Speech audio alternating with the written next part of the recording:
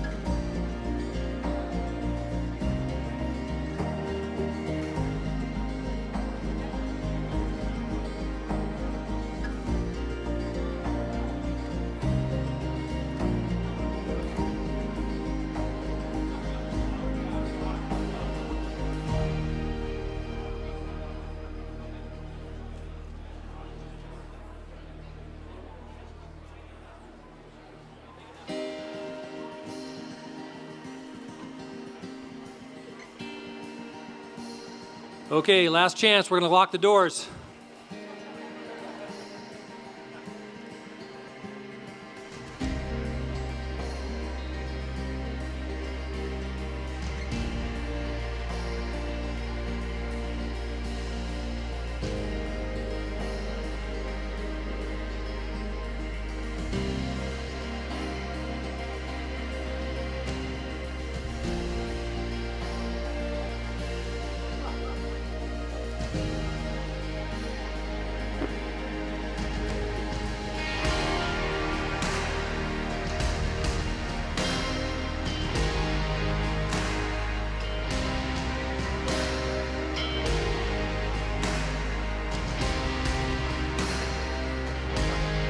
All right, thanks for coming, everybody.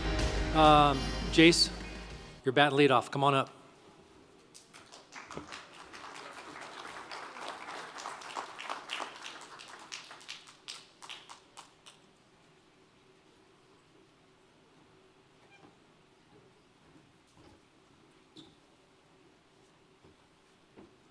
That's all right, right?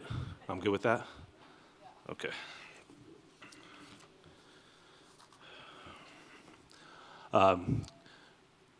Good afternoon, everyone. Thank you for being here. My name's Jason. I'm Billy's little brother. I'm the youngest of 6. I had the benefit of growing up with 5 great siblings. Before we get started today, I want to share a few stories, but there's some people I want to recognize and some folks I want to thank. Billy meant the world to us, and judging from this turnout today, he meant the world to you too. Whether you traveled 5 minutes down the road or 5,000 miles away, no matter if you're coming from out of state or out of country, thank you for being here today. On behalf of Greg, my parents, and the whole family, I would like to extend our gratitude for making it here and to help us celebrate Billy. To the folks who worked tirelessly behind the scenes to help Greg and my parents get this together, thank you from the bottom of our hearts. To the list of folks who contributed their time and their efforts into making this happen, we truly appreciate everything you did to celebrate Billy here today. Finally, to the folks who are speaking today this afternoon, we love you and we appreciate you.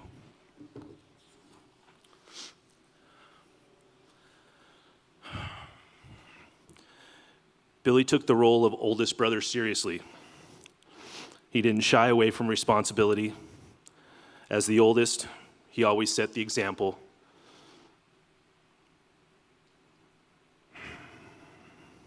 He knew he was a role model. He knew he was a role model to the rest of us.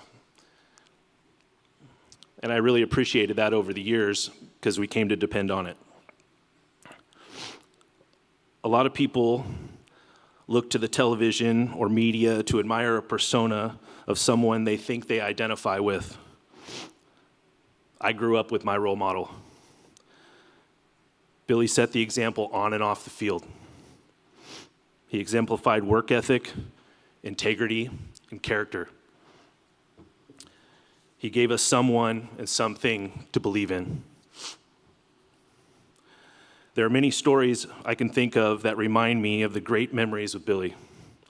Experience I shared with Billy over the years, or stories that were shared with me about Billy I feel fortunate enough to know. I'd like to share a story from 1995 that makes me the most proud of my brother and sheds light on the man's incredible character as a person.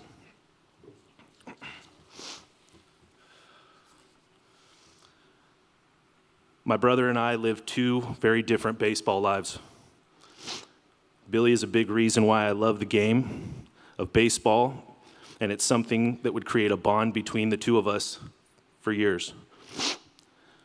In 1995, Billy was an established baseball player playing for the Padres organization, and I was a struggling college player. Billy invited me to join him in Las Vegas that summer.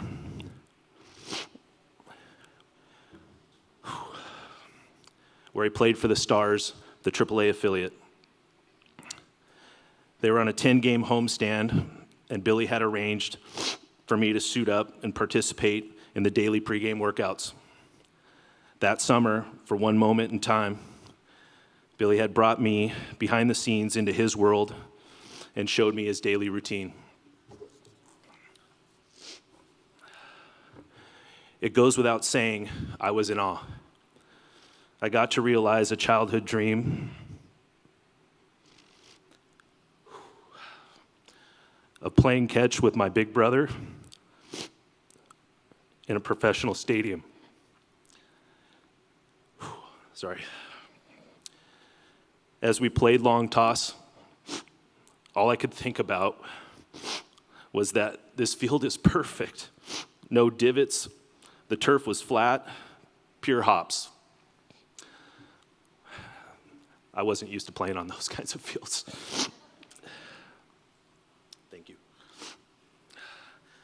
Hours before the game, I would witness the routine of Billy and his teammates and see the things each player did to ready themselves for the upcoming game. I remember thinking to myself how lucky I was to have this experience.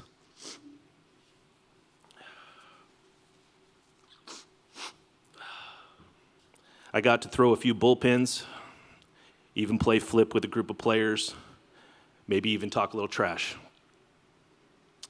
Billy's teammates were very good to me.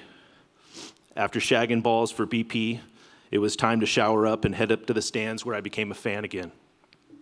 I was loving it. To rewind just a moment, I had lost my confidence the year before. I wasn't having fun anymore. Baseball had been my release, something that saved me from myself and the distractions of life. Somewhere along the line, I lost that. That summer in 1995, Billy showed me how to have fun again.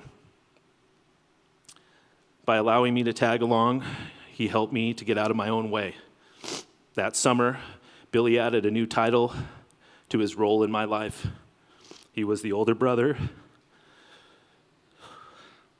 He was a role model. And now we were building a friendship that I truly cherished and would come to depend on. The conversations we started that summer created a dialogue between us that would continue for years. It wasn't about baseball anymore, it was about life. I got to know about my brother, the man, and he helped me to learn a little bit about myself. This experience was instrumental in my success the upcoming year, and as I switched schools and had the time of my life with my best friend. Love you, brother. It would be my final year in college baseball. I told him years later, he helped me go out on my terms, and I was forever grateful. One night during the same trip, I joined Billy and his colleagues at an establishment after the game. Billy's manager that year was Padre legend Tim Flannery.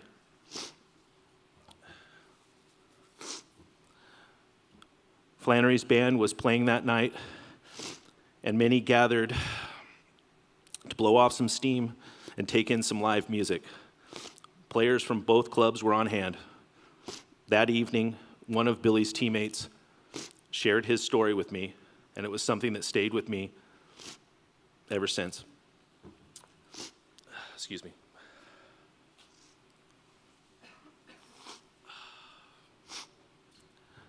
Unsolicited, this gentleman told me about my brother as a teammate and a player. His words were very complimentary, and it made me so proud of my brother. The gentleman's name was Jim, I believe. I met him only once, and our paths never crossed again. He was a journeyman and a utility player. He had shared with me that he was between teams when Billy had helped him catch on with the club. Jim described Billy as a friend, one of the real people in the game. They played alongside each other that season in Las Vegas. Jim and I shared a conversation for a while that night. He helped me to see my brother in a whole new way. I was witness to the respect my brother had from his colleagues, his teammates, and his friends. I witnessed, once again, his selfless nature and his character as a man. Whew. 1995 was arguably one of the toughest years in Billy's life personally. In that year, he did me a solid. He reinstilled my confidence. He selflessly did for others like Jim and many more. Instead of climbing into a hole somewhere, he showed his strength as a person and his character as a man. He did like he always did. He put his team first.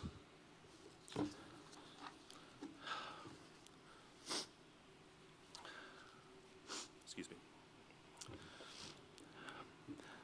There's a quote by John Wooden. The true test of a man's character is what he does when no one is watching.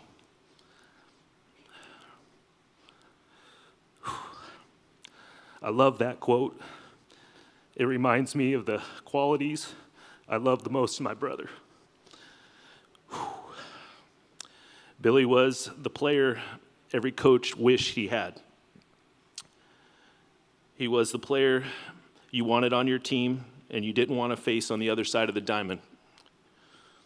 He was a consummate professional on and off the field. He was more than an athlete, a baseball player, an entrepreneur, or an executive in the Major League Baseball. He was a great human. Almost done, promise. There's a thank you that I got to get through, so please bear with me. I would like to say a special thank you to someone who knew Billy better than all of us. My brother-in-law, Greg.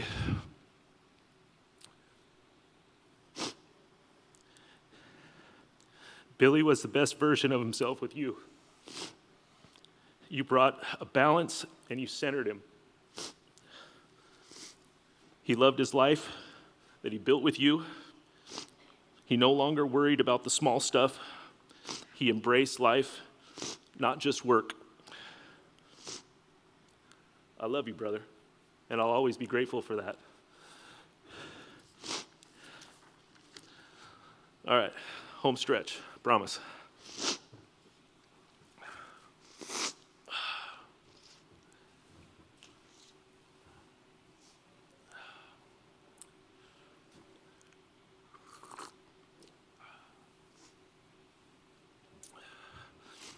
I thought today in closing I would ask you all to share a toast with me. Billy was my guy. He was our guy. Everyone has people that make this world make sense. I look forward to the times he would come to town. I will always remember the laughs we shared. I'll miss that. Our love for movies like Step Brothers and Old School, just to name a few. Just the other day, my wife texted me, and I quote, "Step Brothers is on. I just had a flashback to our trip to Miami watching the movie with you and Billy. Never seen two grown men laugh so hard." It's true. If you've seen that scene with the drum set, it'll all make sense.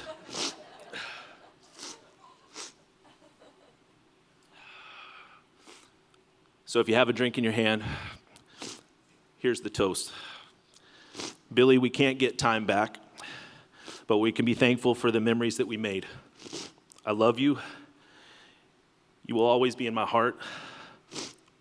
You're my boy, Blue. Cheers. Joey, you're up next, brother.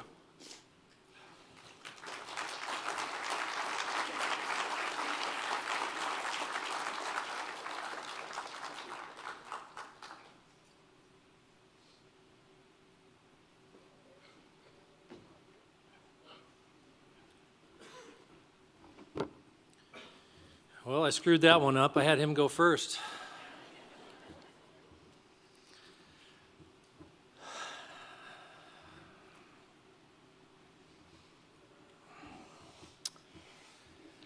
Well, my name's Joe. I'm one of Billy's brothers. My brothers, Brian and Tom.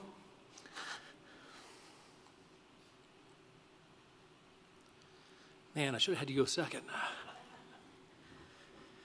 And Jason are here today, along with some of Billy's cousins, nieces and nephews, aunts, brother and sisters-in-law, our parents, and Greg.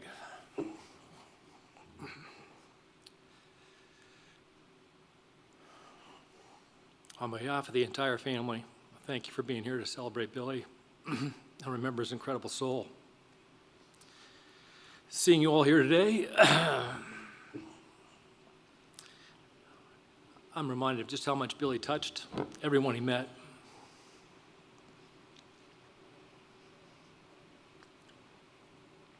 His warmth, his love, his unwavering kindness left an imprint on everyone in his life. And today we honor not just the life he lived, but the love he gave. It's painfully difficult to put into words the depth of our loss.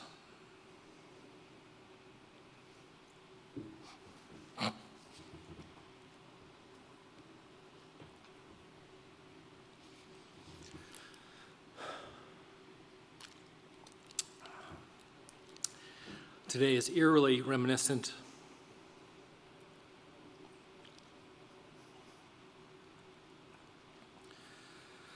of the love and outpouring and support we endured 20 years ago.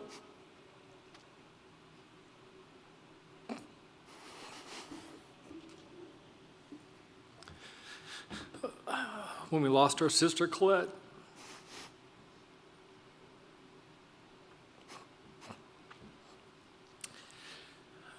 It's bittersweet to know he's with her today.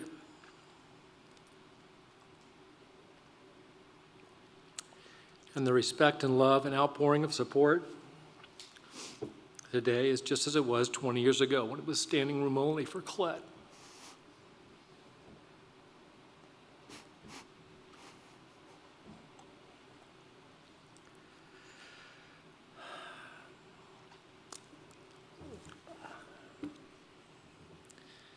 Many of you may not know the story of our blended family. I met Billy when I was 6. He was 9. My dad, Ed, married Linda a year later, and our unique family tree began to branch out. Although it didn't happen overnight, it didn't take long for us to become brothers and sisters. And when Jason was born a year later, our version of the Brady Bunch was set. Billy was the oldest, then Colette, and then me, followed closely by Brian, Tom, and Jason, who was and will ever be the baby.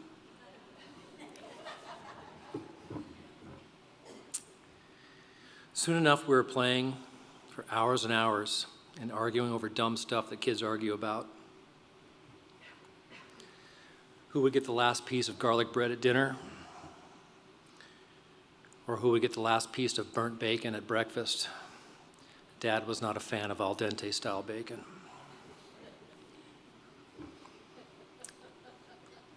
With our unique blended family, we were constantly competing in everything from swimming, holding your breath with doing swimming laps, playing ping pong, playing basketball in the driveway, or two-hand touch football in the street, wiffle ball in the front yard. We came up with some pretty unique games. We had a pool, and we called this the toothpick game. One of us would swim down to the deep end with a toothpick, let it go. The rest of us would be standing around the edge of the pool, waiting for it to float up. Whoever could jump in and grab that toothpick was the winner. A lot of times, whoever jumped in first was quickly followed by the rest of us, usually feet first, aimed at a stomach or a back or a head. We also had some other unique games. Jump and swing was one of them, I'm sure some of us remember. Or the train jump game. We had a house with a pool, and about 3-4 feet from the edge of the pool was a cinder block wall about 6 or 7 feet high. On the other side of that wall was the train tracks. So when the parents weren't around, we heard the train coming. We'd climb up on the wall, wait for the train to come by, and all jump into the pool together. It was a pretty fun time. Probably not the safest thing, but we survived.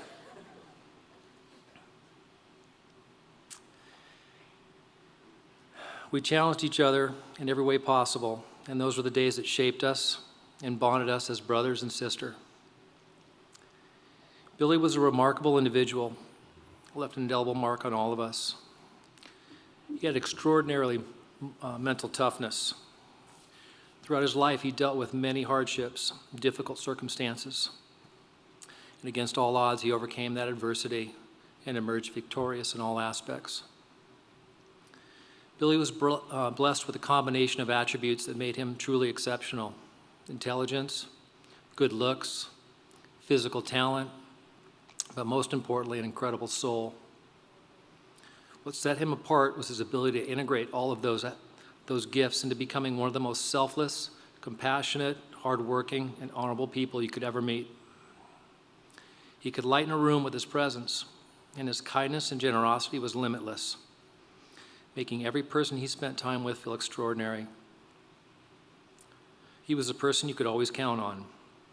He did it without ever expecting anything in return. That selflessness is one of the qualities I admired most in him, and the theme that kept popping up in my head as I wrote this. Billy's life was shaped with the guidance and outstanding mentors, coaches, family members, and friends who helped him develop into the person he became. In high school, he was the starting quarterback for the varsity football team, starting point guard for the varsity basketball team, and of course, the starting center fielder for the baseball team. To top it all off, he was a class valedictorian. His talent was undeniable, and his love for sports was the foundation of who he was. Billy was more than just a brother to us. As kids, he was our companion and leader in mischief. As adults, he was our guide through many ups and downs that life threw our way. Each of us shared unique memories with Billy that shaped who we are today. I never really thought about it much until I sat down to write this. But in doing so, and thinking back about the interactions I had with Billy over the past 30-plus years, I now realize I was super lucky to live near Billy in San Diego when he was with the Padres, and also in Florida, where he relocated after his playing days and where I moved to in 2004. It's likely many of you know the story of Billy's MLB career in general, so I want to share some stories with you about Billy's non-playing days. One of my earliest and fondest memories of Billy was watching him compete in a national free throw competition. I think he was around 13 or 14, and he made it to the state finals. And I don't remember exactly what happened, but I think he got second place, and he made some incredible number of free throws in a row, like 35 or something. Maybe it was 135, I don't remember. But it was an example of his focus and determination, and always him giving his max effort. After he was drafted, but before Billy made it to the show, he played in the South American Winter Leagues in Venezuela. I had graduated from San Diego State, and I was living the dream in Pacific Beach. And I remember him calling me. This is before the days of cell phones. I remember him calling me from Venezuela saying, "Hey, can you pick me up in Tijuana? I'm flying in." I said, "Sure. Walk across the border, I'll pick you up at the Burger King." So I drove down there and waited. Sure enough, he walks across the border with a bag full of cash. It was his pay for playing down there. They paid him in cash. So I drove him up to the house in Dana Point, and it was one of the craziest things ever. We walk in, and he dumps this bag full of cash onto one of the beds at Dad and Linda's house. I'd never seen so much cash in my whole life. I didn't say it, but I was thinking it. It's party time. Let's go. I was still living in San Diego when Billy got traded to the Padres. I immediately became the beneficiary of 4 tickets to every home game waiting for me at will call. Throughout the course of Billy's time with the Padres, we shared many great moments together. We loved playing basketball together. And it turns out some of his Padre teammates also liked playing hoops. He invited me one time to go up to a apartment complex called La Mirage up above Jack Murphy Stadium. Brad Osmus and Trevor Hoffman were living there. We ended up playing some hoops together for the afternoon. It was great. He didn't have to include me in that.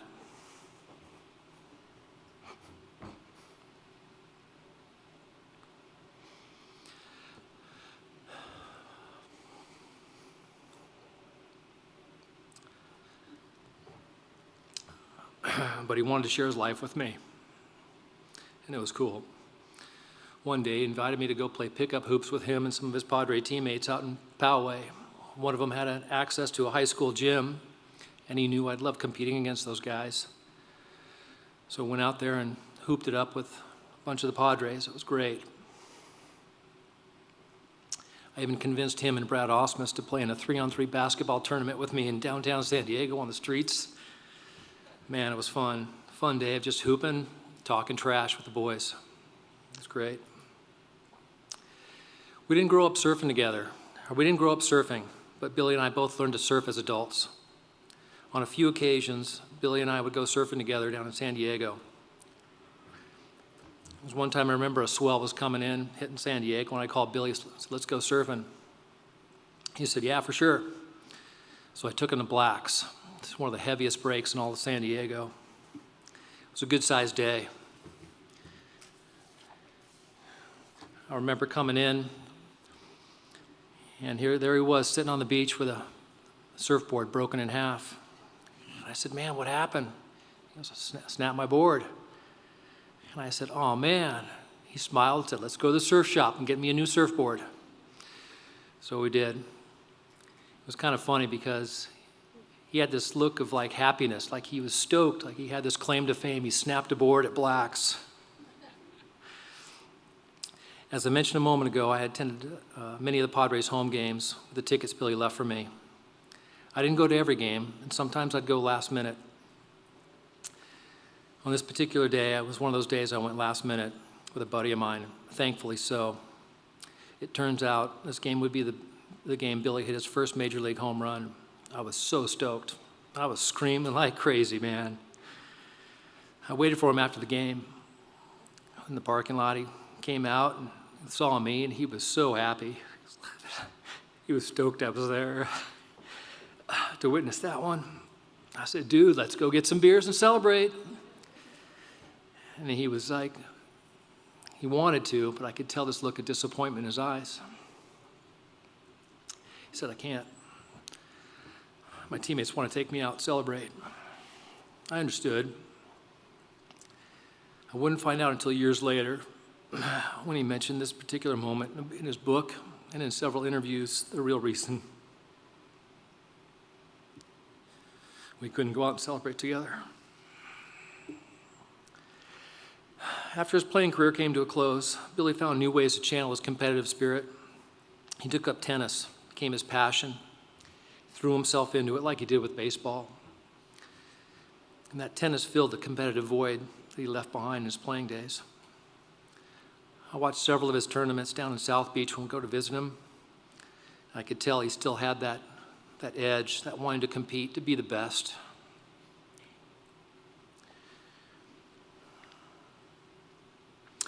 I've lived in Merritt Island for 20 years.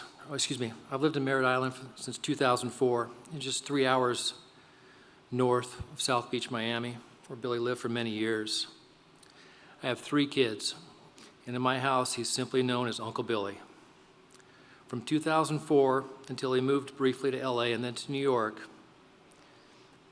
Uncle Billy and I were the only 2 family members who lived outside of California. It was incredibly comforting for me to have him in the same time zone and just a few hours away. I believe it was also comforting for him to know I was there. He was there for the birth of all 3 of my children from 2005 to 2010. The joy of having him share in those experiences.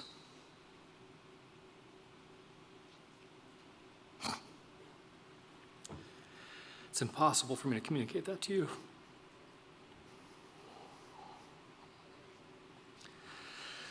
But more importantly, I believe it was exceptionally joyful for him to be part of those experiences. It was unspoken between us, but I knew in my heart this was as close as it would come for him to experiencing the joy of becoming a father.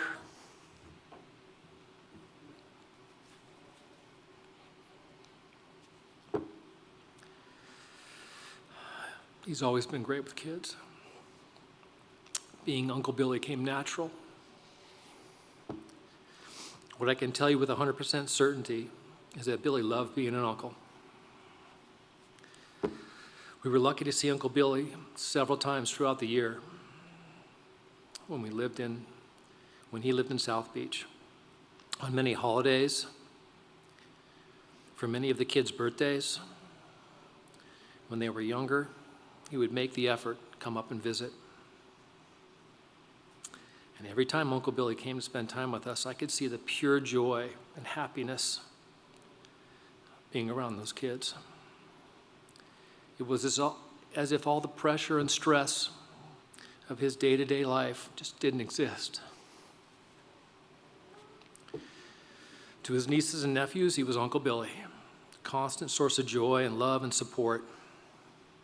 To us, his siblings, he was simply Brother Billy.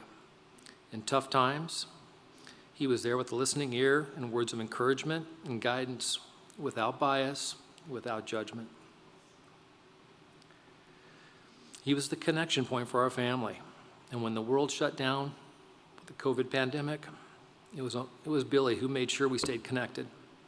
He arranged and hosted a weekly Zoom meeting for the family, bringing all of us together when we couldn't physically be together.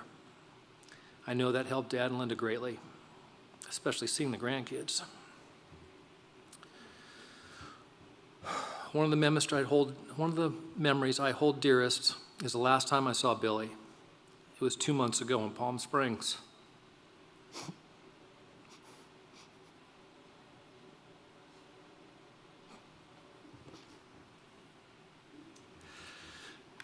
We were celebrating our parents' 50th wedding anniversary.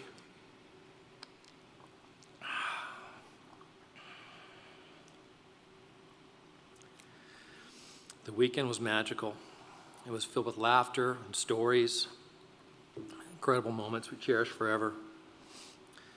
On the day of the event, Billy and I shared a quiet one-on-one conversation in my hotel room.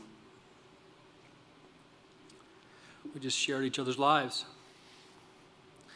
And in that moment, Billy's love for his family shone through with a purity that I'll never forget. Looking back, I now believe that weekend, Billy knew that might be the last time we would all be together.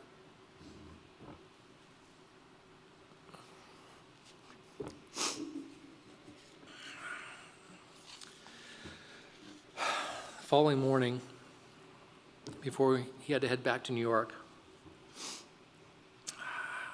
he joined us for brunch. We sat together laughing, telling stories about the night before. That was the last time I'd end up seeing Billy, the last time I'd hug him. I'm so grateful for that weekend.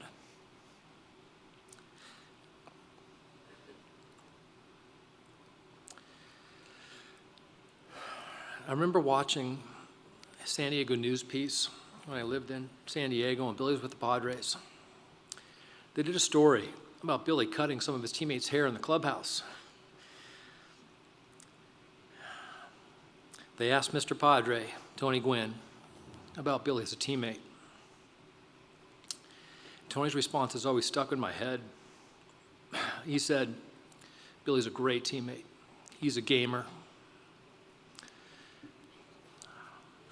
Some of you in this room know what Tony meant by a gamer. For those of you who don't, it's meant to describe an athlete who's constantly giving his all, a maximum effort, who's always prepared, always putting the team first, never thinking about personal accolades, and only concerned about achieving success for the team. Billy's always been a gamer, the teams he played on and in life. That's the theme I wish to leave you with here today, this final story.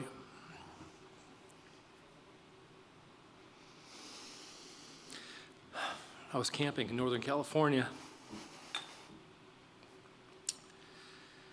about a month ago, late July, and I got the news that Billy and Greg had called in hospice care. Although Billy and I didn't speak because he wasn't able to speak at the time, we traded some text messages. And on those final days of his life, I sent what would be my last text message to Billy. It was a deeply personal message. Where I told him how much he meant to me.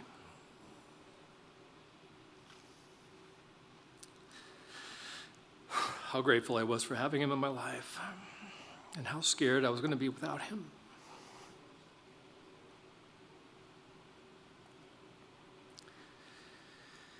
Billy's response was this: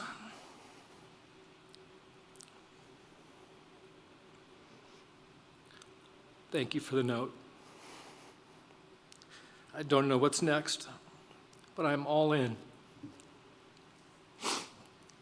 So many questions, but I am all in. Wishing you love and hope for the whole family."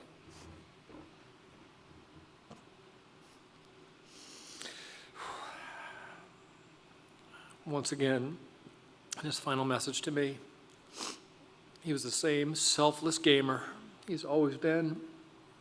He was all in. Thank you.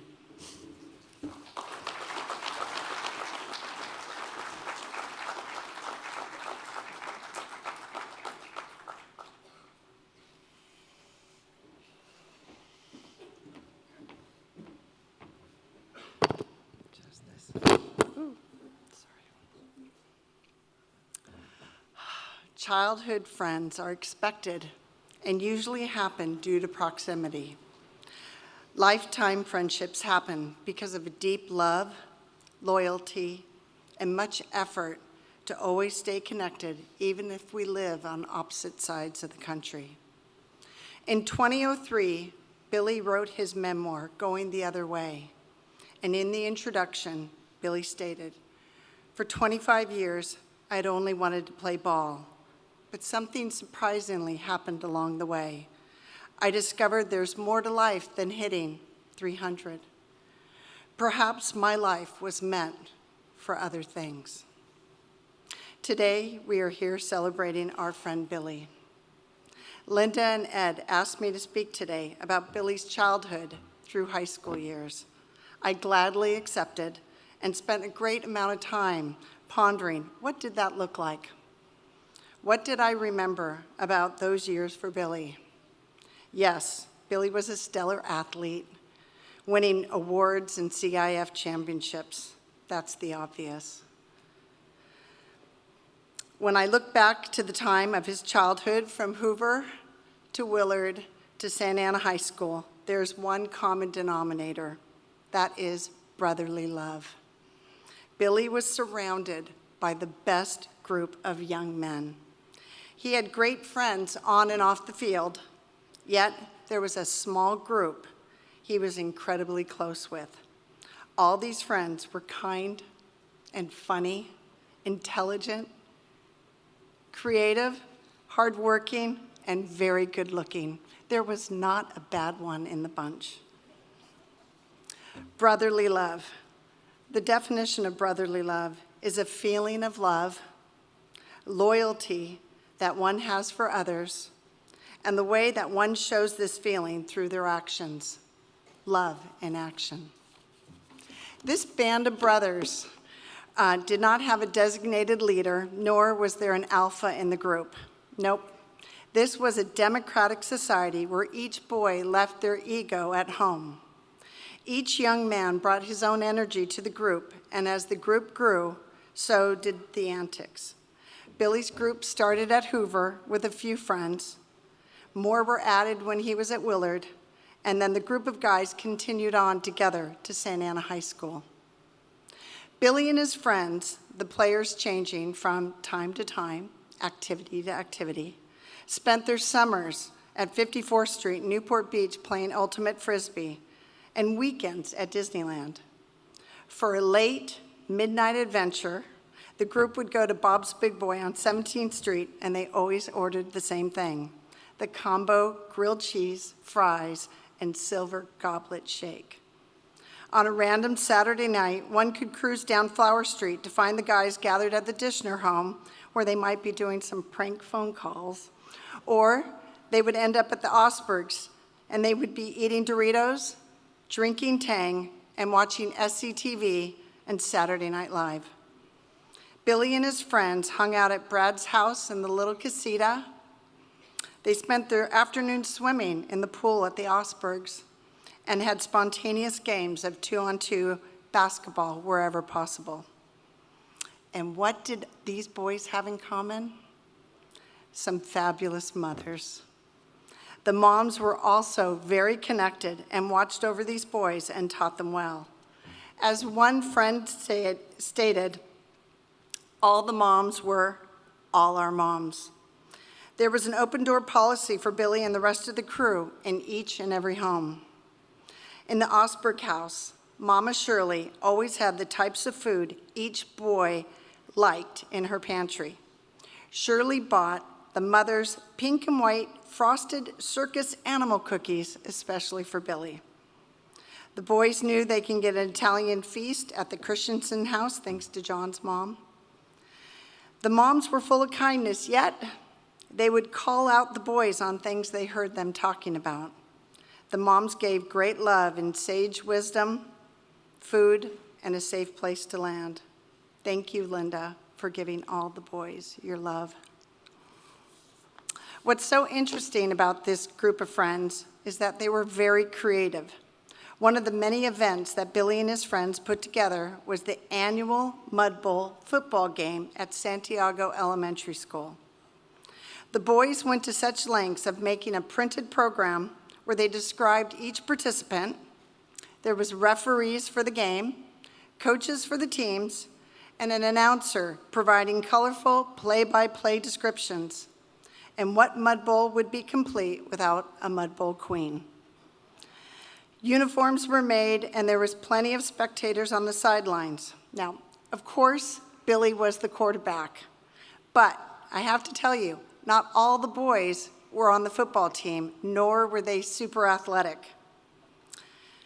Billy would set aside plays to include each player, to make sure that everyone had the opportunity to move the ball.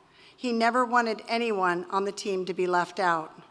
Billy made sure to give each friend their moment to shine, to be included. This was Billy's love in action. Another event the Band of Brothers created was the Beach Boys cover band called the Beach Chairs.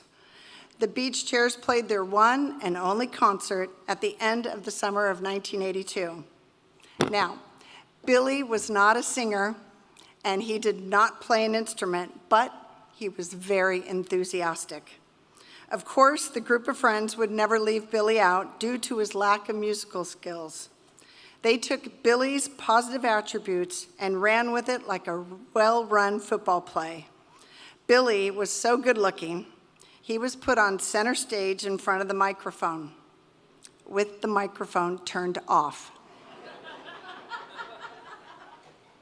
They unbuttoned his shirt and they gave him a tambourine. The fans in the audience went wild, and no one knew better that Billy's mic was not on. The concert was a hit, and fun was had by all. These friends demonstrated brotherly love by making sure Billy was in the band, regardless of his lack of musical skills. This inclusion was their love in action.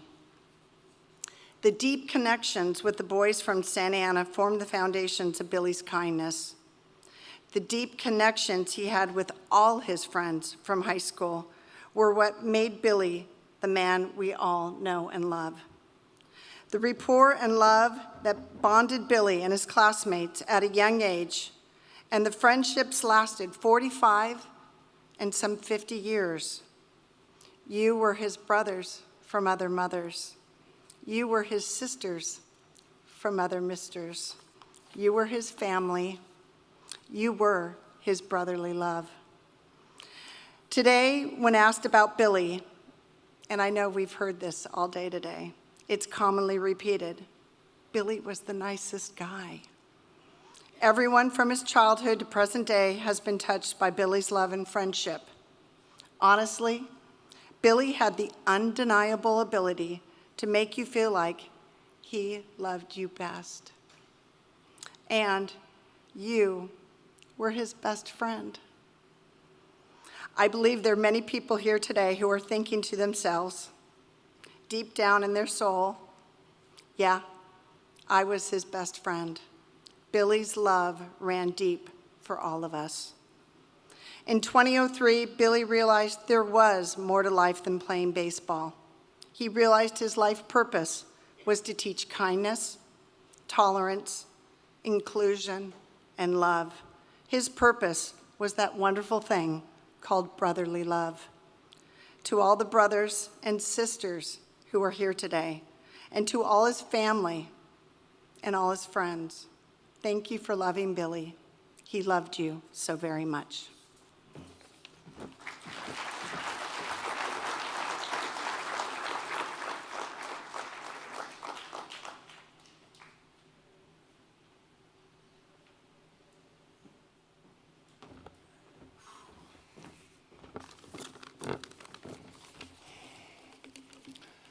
All right, bear with me. Those of you who know me know I'm not a public speaker. So, Jason, Tom, Alice pretty much said it all, so ditto.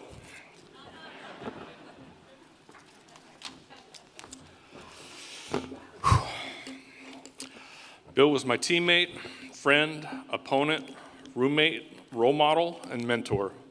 We met in the fall of 1984, almost 40 years ago to the day, at Loyola Marymount. As a freshman on the baseball team, you learned quickly to keep your mouth shut and your eyes and ears open. It was apparent that juniors Bill and Tim Leona were the team leaders. Timmy led the pitching staff, and Bill, as an outstanding outfielder, led the team. It felt like we played a game every day that fall. If it wasn't against another school, we would inter-squad. Everyone was trying to prove themselves, both to the coaching staff and to each other. Our inter-squads were very intense as we readied for the season. We ended that season with a pretty mediocre 500 record. All Bill and Reggie Lambert did was hit over 400, and Timmy threw his customary 100-plus innings. Getting beat up by some of the bigger name schools developed on a chip on our shoulder that would show up huge the following season. At season's end, Bill, Timmy, Jim McEnany, and I headed north to play summer ball in Alaska. They played for the mighty Gold Panthers, and I played for the rival North Pole Knicks. Both teams were loaded with future MLB talent. It was like playing an all-star game daily up there. Watching Bill from the other side of the field was truly amazing. He earned a lot of respect from his team and opponents alike that summer by how he played, how he carried himself, and how he led. The best players I've ever played with or competed against made the players around them better, and that's what Bill personified. He held everyone around him accountable, but yet he didn't need the spotlight. I learned a ton that summer. One of the lessons I learned was not to run on Bill. I tried to go first to third one night, and he threw me out by approximately 15 to 20 feet, thinking, oh, I'm his teammate. He knows better than to run on me. There's no way he thinks I'm going to run. I did, and I paid for it. During the later part of that summer, both Bill and Tim passed up opportunities to sign professional baseball contracts to return to LMU. It took me years to realize the financial sacrifice they made for us. I was excited for school to start in the fall because I was going to live on campus. I've got a younger brother, but no older siblings. Moving into Tinders 27 provided me with 3 older brothers I never had. Damian Bonifant, Jim Brewski, and Bill and I had an amazing year in that apartment. Our brotherhood with the rest of the team meant a lot to Bill. We had an open door policy, so you never know who was going to walk or stagger in day or night. We became so close we were like family, and we are also adopted into each other's families. The McEnanys, along with Mrs. Leona, also made us feel welcome into their homes at any time. There was a lot of team building that went on a little street in quiet Culver City. We had a solid core of returners and some key junior college transfers, and we were loaded with talent. Big question was, could we do it on the field? We worked our butts off on the field, play hard off of it, and as we prepared for the season, we had Coach Snow pushing the right buttons, Timmy leading the pitching staff, and Bill anchoring a powerful lineup hitting in the 3-hole. We got on a roll early that season and never really got off of it. We went 50-15, or even the number 1 team in the nation for a good time. Under their leadership, our 86 team had the best season in LMU baseball's history, a record we still hold proudly. When I reached out to my guys for some good off-the-field Bill stories, we all came to an unanimous conclusion. Thank God there were no cell phones back in our day. I will share one encounter I had with you that had a huge effect on me. We were in the middle of a pitching change, and Bill jogged in 3/4 of the way from center field and barked, "Hey, you want to be out here?" Confused, I looked up and said, "Yeah, why?" He said, "Hey, if you want to be out here, then stand like it. Stand like you want to be out here." He was keenly aware of who was watching at all times. I wasn't draft eligible yet, so scouts weren't really on my radar as far as who was watching. I'd never had someone call me out on the field like that before, and it had a profound effect on me going forward.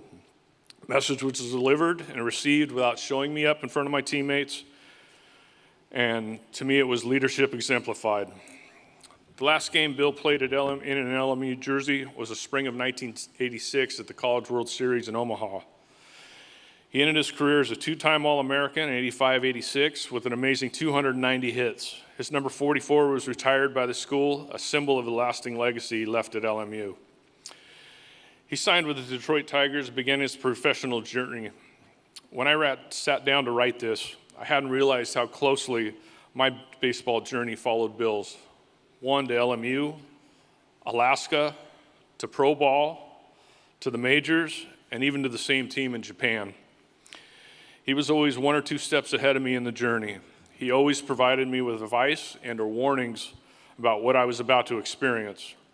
Think about it, how valuable is that for me to be grinding through my baseball journey and have somebody telling me what was going to happen ahead of time. Thanks for the roadmap, Bill. Couldn't have done it without you. Excuse me.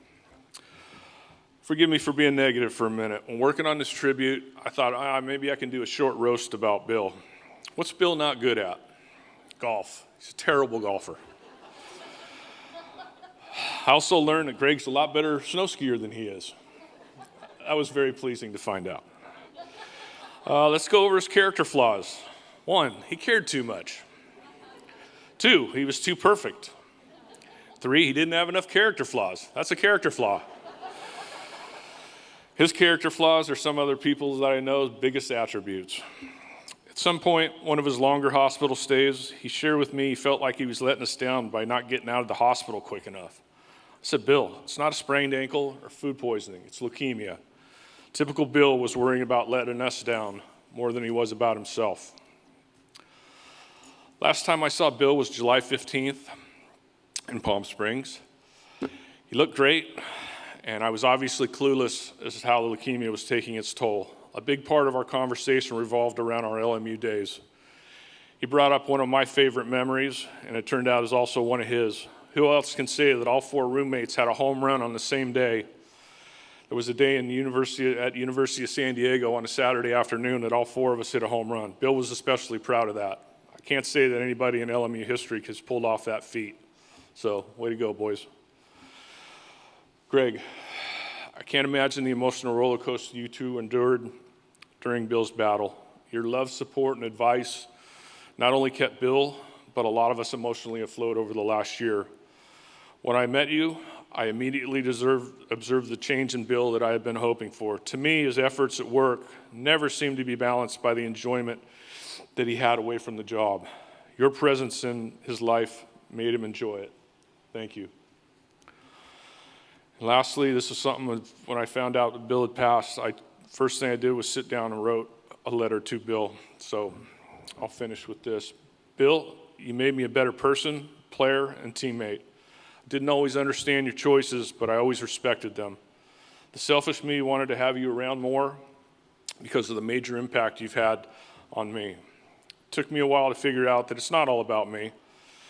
Can't come to grips that you're gone. One of the best people in my life has been taken too soon. Your presence in my life has been a huge factor in who I am today, so I'm partly your fault. Wish you could have found the serenity on the field that you deserved and that you found in your post-playing days. Your time in MLB was short, but your legacy will live on forever. Till we meet again. Love you, brother.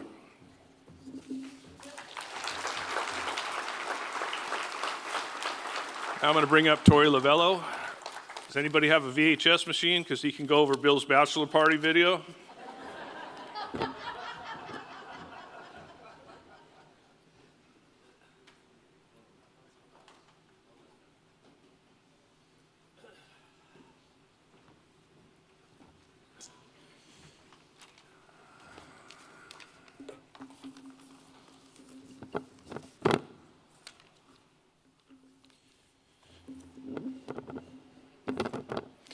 Greg and your family,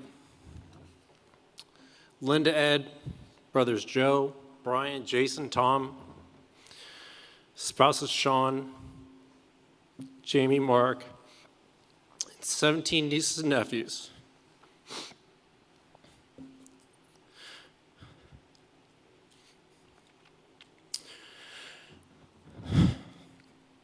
My deepest and most heartfelt condolences to you.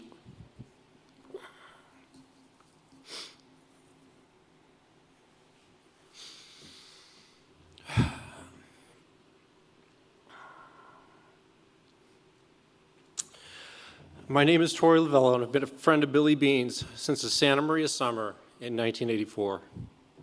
That's where our common denominator, the love for baseball, helped form a deep and genuine friendship. We spent endless hours talking, laughing, bonding over the simplest things with an eye on a Major League Baseball future. As fate would have it, we were both drafted by the Detroit Tigers, And that's officially where we both began to charge at our dreams of becoming a Major League Baseball player. For the next 40 years, we deepened our friendships with conversations about everything that included baseball and everything that did not include baseball. The depth of those conversations were limitless, without boundaries, and ranged anywhere from personal and professional triumphs to tears of hardships and successes and fears of the unknowns. Whether I was having a good or bad day, he knew just what to say. He was always present. And when you're present in gratitude, you cannot be anywhere else. This is who Billy Beane was at his core. And everyone needs a Billy Beane in their life.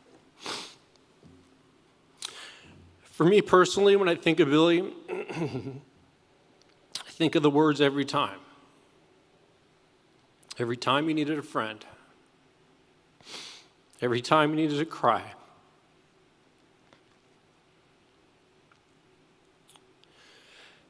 Every time you needed advice, every time you needed support, every time you needed an embrace, every time you needed to be challenged,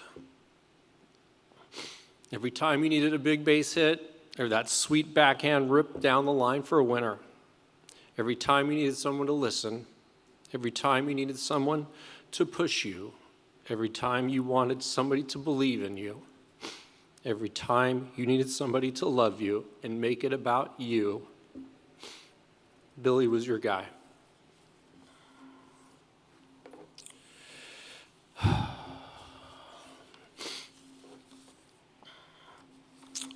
I can guarantee you, as you're sitting there right now, each one of you have had an interaction with him just like that. There's such a uniqueness to his story because of what Billy meant to everybody in this room. Billy was a definition of courage. He fought courageously against leukemia for the past year and had us all convinced that he was going to be A-OK. As I think about it now, he knew deep down that every test result would not be positive. No matter what attention he was receiving, he fought with all his might for the best possible outcome. He also courageously took on a position in Major League Baseball that traditionally had barriers. He took on the industry's biggest tasks while creating an amazing team at the MLB offices to make sure that there was daily inclusion, diversity, and awareness. Today, MLB is a much better place because of him and his amazing visions.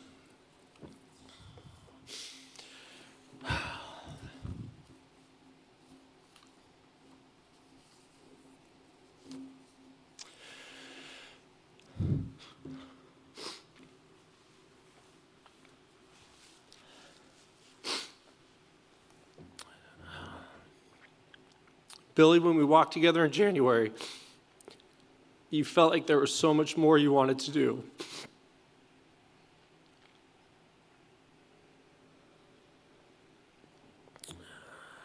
And you were going to find your way back into your office.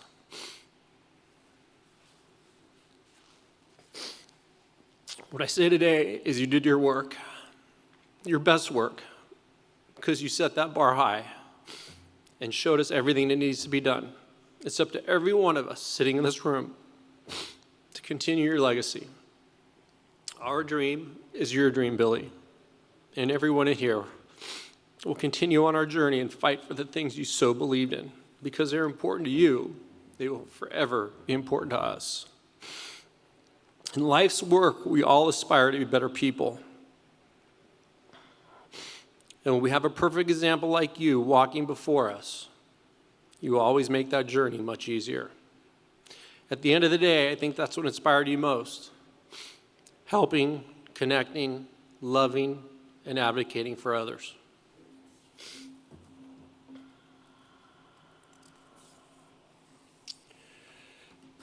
You led by that example and shared your incredible gifts with every one of us, and for that, we are all blessed and forever grateful. You are missed immensely, Billy, because you left us way too soon. The love in this room is palpable. It is real. It's authentic, and it is you.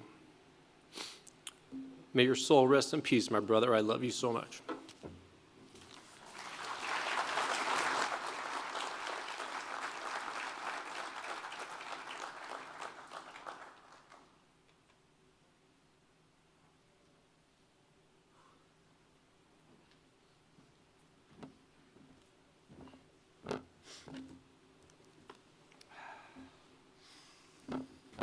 morning, good afternoon.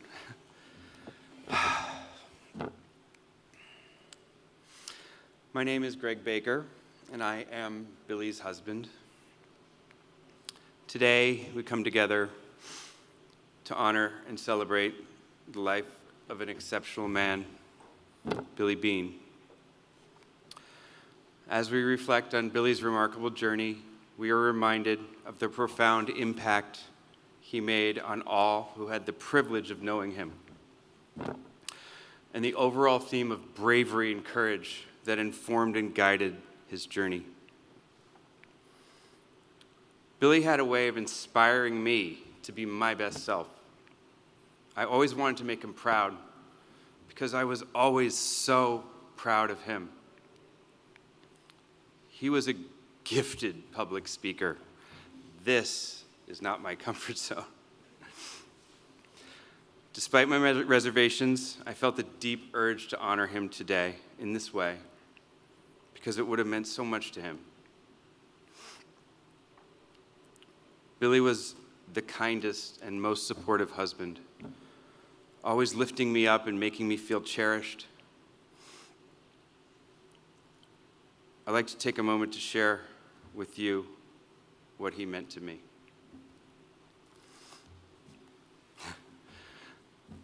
Billy and I were set up on a blind date in August of 2015, which is kind of funny because are there even blind dates anymore with Facebook, Instagram, Google?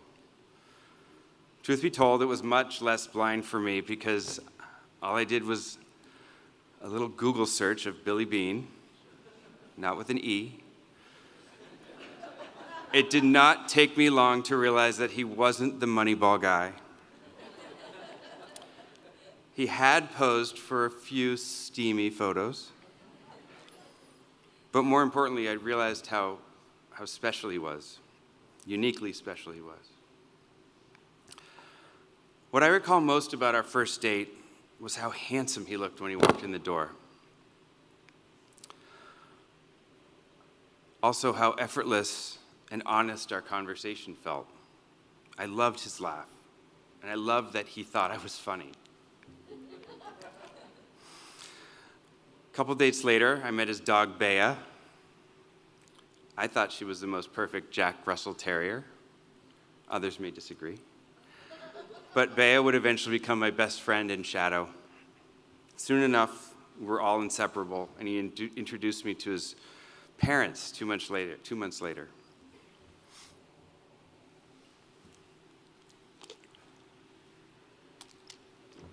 As our relationship grew a little more serious and we decided to move in together, he begged me that I not propose marriage to him, which I thought was a little unusual at the time. I wondered, does this mean he's not interested in marriage? I guess I was okay with it.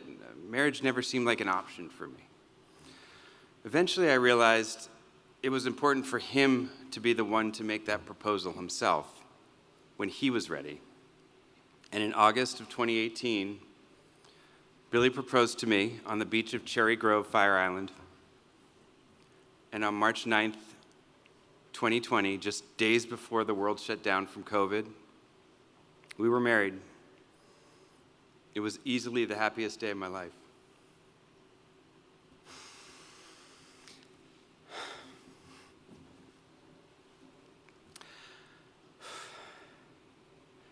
We both took our careers very seriously. Him probably more serious than me. But I often had to persuade Billy to take time off. And when I did manage to convince him, and I did, he was pretty game for any adventure. Our first trip together was a skiing adventure in Colorado. About 6 months into our relationship, I preferred snowboarding. Billy was more of a skier. But his competitive spirit was evident as he managed to keep up with me on the slopes. I think it kind of pissed him off a little that I was better than him. I had an edge on him. But that trip, we both got altitude sickness because we were both trying to impress each other so much. That was fun. We loved our routines, we went out to our local Mexican restaurant at least once a week. He always ordered his favorite, a passion fruit margarita, or 2, sometimes 3. Those were interesting nights. Sometimes we were being good and he'd like to have his Dr. Pepper, which I like too. But that's why you'll notice we're featuring those drinks today at our bar. From snorkeling with sea lions and hammerheads in the Galapagos to losing our Apple Watches while doing backflips off a boat in the Aegean Sea in Greece, we embraced every experience. We played tennis in Mexico, ziplined in Costa Rica. We rode scooters in Miami Beach, to name a few. Our shared love for adventure made every trip an exciting new chapter in our journey together. By Billy's own admission, he was quite fastidious and meticulous even as a young child, a trait that, for anyone who knows him, continued throughout his life. Apparently, he was doing his own laundry at a very young age. Confirmed. As an adult, he could be found cleaning up after everyone at parties, during the party. He insisted on playing his infamous proprietary dance playlist at every pool party in Cherry Grove. It's a good one. I can share it with anyone on Apple. He wouldn't tolerate anyone messing with, though. Don't touch the playlist. He always looked impeccably sharp and put together each morning as he headed out the door for work. Not a hair out of place. Speaking of hair, he would want me to set the record straight, despite what you might think. He did not dye his hair.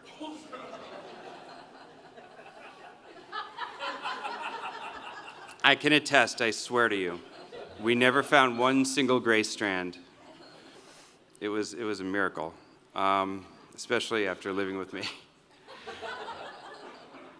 But also from an early age, obviously, he demonstrated incredible talent and determination for sports. His achievements as a sports star were very impressive. Middle school, he came in second at the statewide basketball free throw contest. He's quarterback of the football team and, of course, All-American baseball player. I can't help but reflect on the remarkable bravery it took for him to relentlessly pursue his baseball dreams, fully aware that most players never reach the big leagues. What truly distinguished him as was his role as a trailblazer for the LGBT community. We all know the story of the pain he endured living a double life, hidden while playing in the majors. His internal struggle ultimately led him to leave the sport he cherished to fully understand and embrace his true self. When his story was first revealed, he could have retreated from the spotlight, choosing a quieter life away from criticism and judgment. But instead, in a time when coming out was filled with challenges, Billy stood firm and spoke out with unwavering integrity and courage.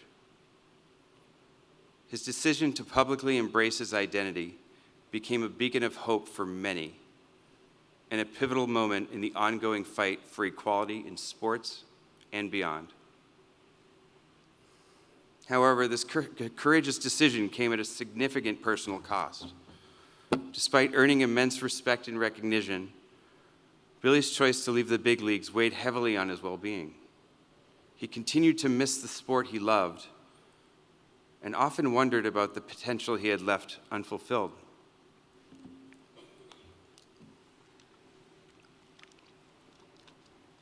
So, it was his integrity and bravery that impressed MLB leadership. In 2014, the sport of Jackie Robinson, recognizing that exceptional talent and potential, invited him back as their ambassador for inclusion. He swiftly became one of the most trusted voices for the sport of baseball. He had truly come home again. His position and influence have become the gold standard throughout the world of sports. Billy's impact extended far beyond the playing field. He was a champion for change, using his platform to advocate for acceptance and understanding. His bravery not only helped to break down barriers, but also inspired countless individuals to embrace their true selves with pride. Beyond his professional accomplishments, Billy was known and loved for his boundless generosity and kindness, his love for his family and friends. It was evident in everything he did. I don't know anyone who has maintained close connections with so many people from so many different stages of his life, and today's gathering is testament to that. So thank you. He traveled extensively for work, and whenever his trips took him to the West Coast, he made sure to carve out time to connect with family. During his travels, he would seize any opportunity to stay in touch with buddies, whether inviting them to baseball games or bringing his tennis racket along to meet up and play a few sets.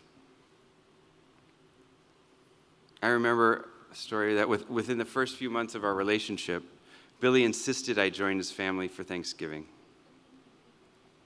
Like, we weren't even 6 months of meeting his family. I was all in. He adored the huge spread his mom, Linda, prepared every year, with its abundance of food, the elaborate table settings, the laughter, the pickleball, the Mexican trained dominoes. He took immense pride in Linda's efforts.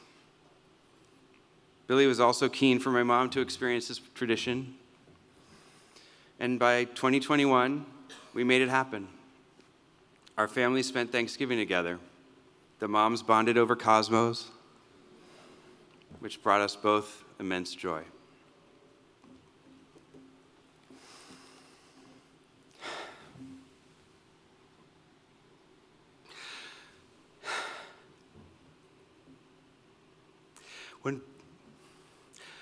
When Billy was diagnosed with acute myeloid leukemia last August, it was a devastating blow. As a physician, I approached the situation with a necessary blend of concern and pragmatism, but as his husband, I was terrified, but resolved to remain optimistic and fight alongside him. Billy had always tackled challenges head-on and emerged victorious. Why should this be any different? Despite the gut-wrenching fear, Billy remained strong, otherwise healthy, fiercely determined to overcome this illness. He reached significant victories, quickly achieving remission, resuming 5 a.m. workouts with his trainer while I was still asleep. His eagerness to return to the office was palpable, and he managed to do so in the spring, in April and May. But amidst these victories, he faced numerous setbacks: a fungal infection, pneumonia, relapses, changes in therapy, complications with his transplant donor. Despite these obstacles, he faced each challenge with unwavering bravery. In his final weeks, Billy's medical team presented their insights and options. He made a powerful choice. He chose to forego further hospital stays. He wished to spend his remaining time at home, free from the IVs, the beeping monitors, the interruptions, the medical routines, the waking up in the middle of the night, so on and so forth. He chose to live his final days on his own terms, embracing comfort and dignity over the harsh realities of ongoing treatment.